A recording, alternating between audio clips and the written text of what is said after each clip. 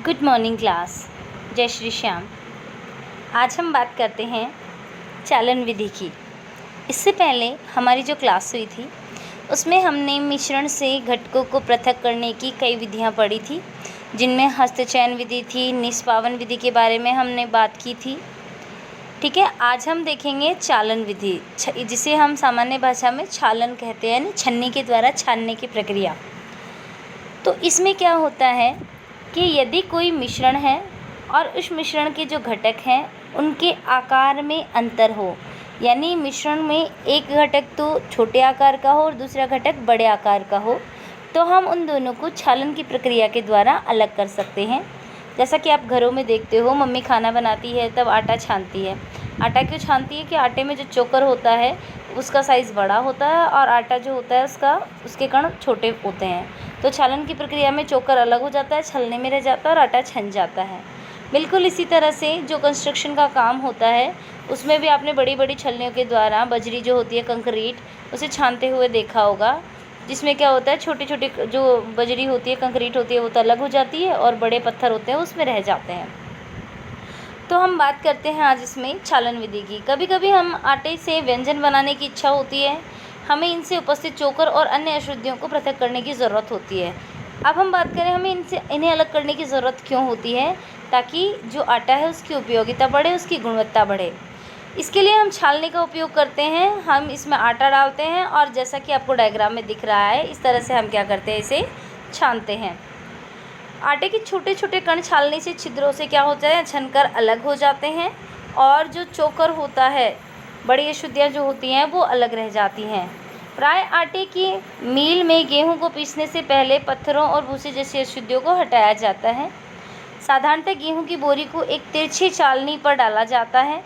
चालन द्वारा पत्थर, डंडियाँ, भूसा जो है वो निष्पावन तथा थ्रेसिंग के बाद गेहूं में रह जाते हैं, जिन्हें हम छान कर क्या करते हैं, उनसे दूर करते हैं।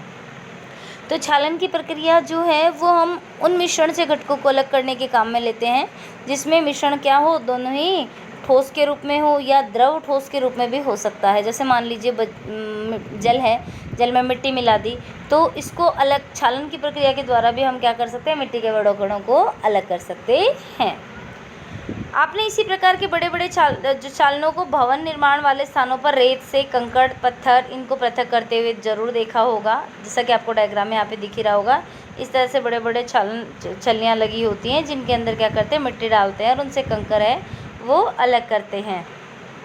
यहाँ पे एक एक्टिविटी दे रखी है, एक्टिविटी 4।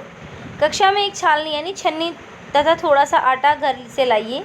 चालन द्वारा आटे से अशुद्धियों को पृथक कीजिए। अब चौक का पाउडर बनाइए और आटे के साथ मिलाइए। इस मिश्रण का चालन कीजिए। क्या होता है, अगर हम आटे को छानते हैं तो उसमें से चोकर जो होता है, बड़े कण होते हैं, वो अलग हो जाते हैं और आटा छन जाता है।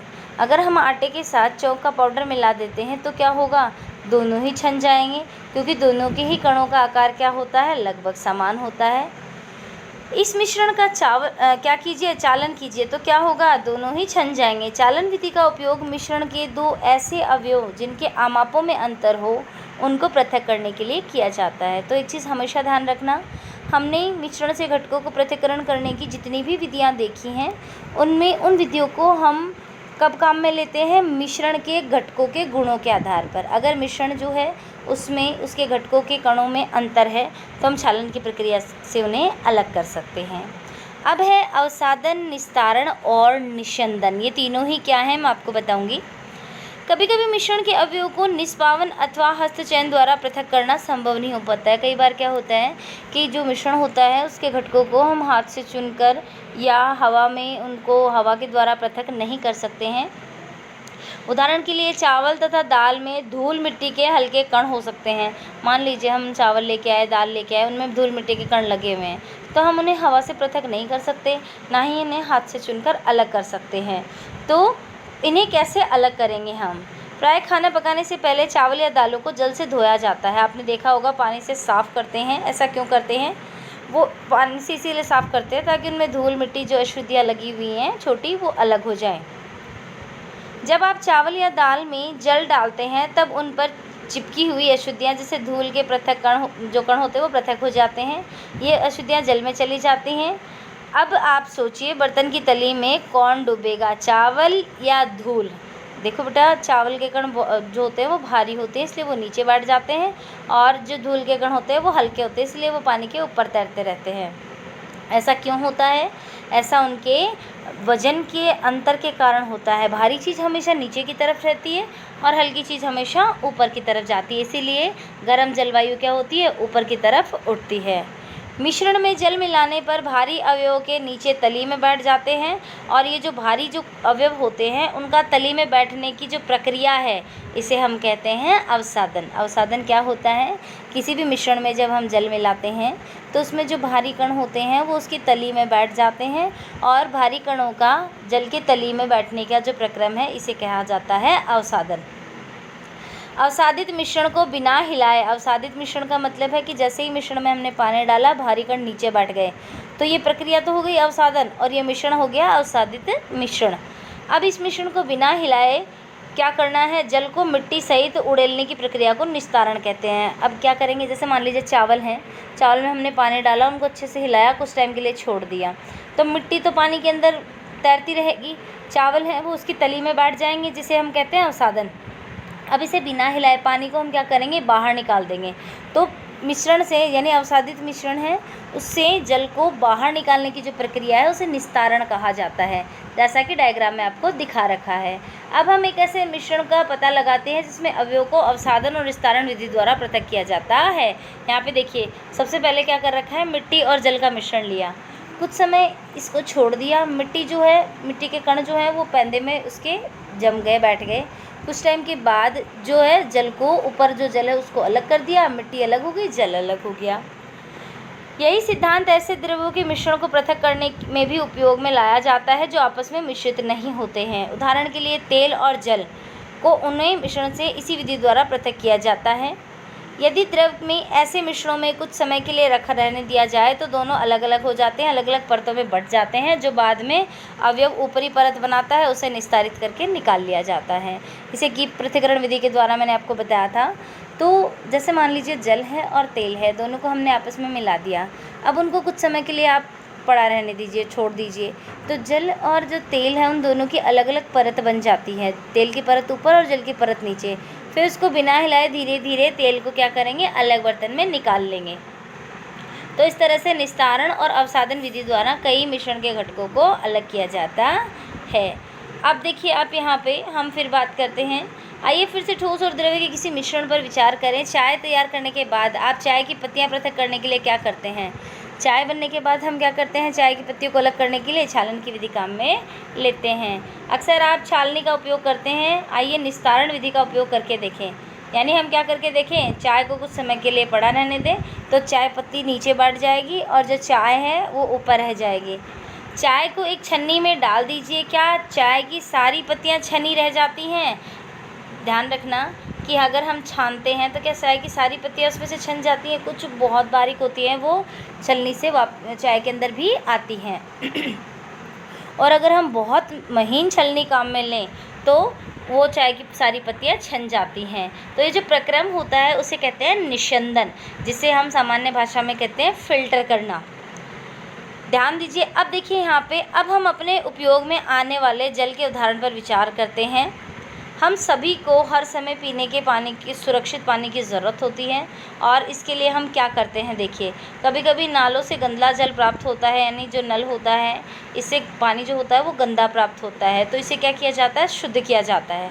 तालाबों तथा नदियों से इकट्ठा होने वाला जो जल है वो भी गंदा होता है, विशेषकर बारिश के समय, जिसमें क्या होता है, कीचड़ भी पानी के अंदर मिल जाता है और पानी गंदा हो जाता है।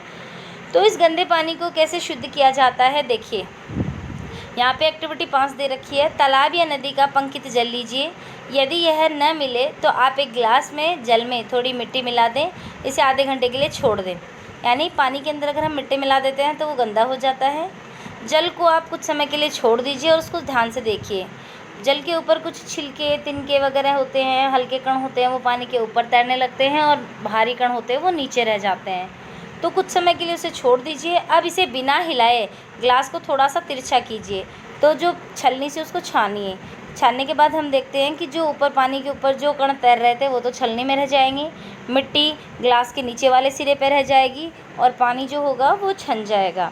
अब हम क्या करेंगे, जो ग्लास है उसमें हम बात करते हैं, ग्लास को हम क्या करेंगे, थोड़ा सा हमने टेढ़ा किया, उसको छाना, मिट्टी अलग रह गई, जो हल्के कण थे वो भी अलग हो गए। इसके बाद ये जो गंदा जल है हम इसमें क्या करेंगे, इसको अच्छे से उबालेंगे। अब हम क्या कर सकते हैं, ध्यान दीजिए कि जो छलनी है उसकी जगह हम कपड़े का भी उपयोग कर सकते हैं। कपड़े की सहायता से जल को निस्संदन करने का प्रयास करिए। कपड़े के टुकड़े में बुने हुए तागों के बीच छोटे छोटे छिद्र या रंध्र होते हैं। कपड़े के इन्हीं छिद्रों का उपयोग निस्संदन के रूप में भी आप कर सकते हैं, यानी फ़िल्टर करने के रूप में कर सकते हैं। यदि अब भी जल गंदला है तो अशुद्धियों को फ़िल्टर पेपर से हम छान सकते हैं। और जिसमें बहुत छोटे छोटे छिद्र होते हैं तो जो बारीक कण होते हैं जल में मिट्टी के वो रह जाते हैं, पानी छन जाता है। फ़िल्टर पत्र एक ऐसा निस्संदक होता है जिसमें बहुत छोटे छिद्र होते हैं। फ़िल्टर पत्र के उपयोग से संबंधित विभिन्न चरण आपको डायग्राम में यहाँ पे दिखाए गए हैं। जैसा कि मैंने आपको इसमें दिखाया था कि किस तरह से फ़िल्टर पेपर के द्वारा पानी को छाना जाता है। यहाँ पे ये फ़िल्टर पेपर दिख रहा है आपको, ये गोलाकार है। इसको हम 2 भागों में मोड़ेंगे, फिर इसको फिर से फोल्ड करेंगे और कीप के आकार का इसको बना लेंगे और अब इसे इस कीप में रख लेंगे और पानी इसमें डालेंगे। तो ये जो फ़िल्टर पेपर आपको यहाँ पे दिख रहा है शंकु के समान, इसमें पानी डालेंगे तो अशुद्धियाँ इसी में रह जाएंगी और बाकी जो होगा जल क्या हो जाएगा, शुद्ध हो जाएगा।